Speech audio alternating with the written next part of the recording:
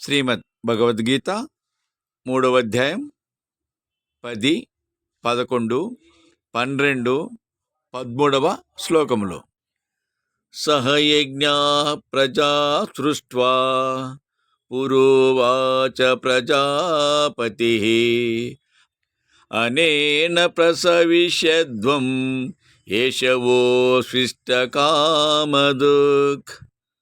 తొల్లి ప్రజాపతి బ్రహ్మ ప్రజలను యజ్ఞములతో సహా సృష్టించి వారితో నిట్లనెను. ఈ యజ్ఞము చేత మీరు సమృద్ధి పొందుడు. ఇది మీ ఇష్టార్థములనొసగడి కామధేనువు.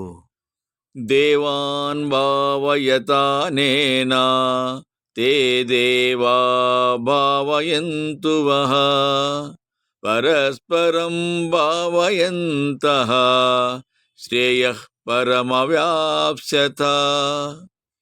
ఈ యజ్ఞకర్మతో మీరు దేవతలను ఆరాధించుడు. వారు వర్షాధికములచే మిమ్ము తృప్తి చేసెదరు. ఇట్లు పరస్పరము చేదోడు వాదోడై పరమశ్రేయస్సును సంపాదింతురుగాక. ఇష్టాన్ భోగాన్ హివో దేవా దాస్యంతే యజ్ఞభావితాః తైర్దత్తాన ప్రదాయేభ్యో యో భుంక్తేస్తేన ఏవ సహ. యజ్ఞములచే సంభావింపబడిన దేవతలు మీకు అభీష్ట భోగములను చేకూర్చెదరు.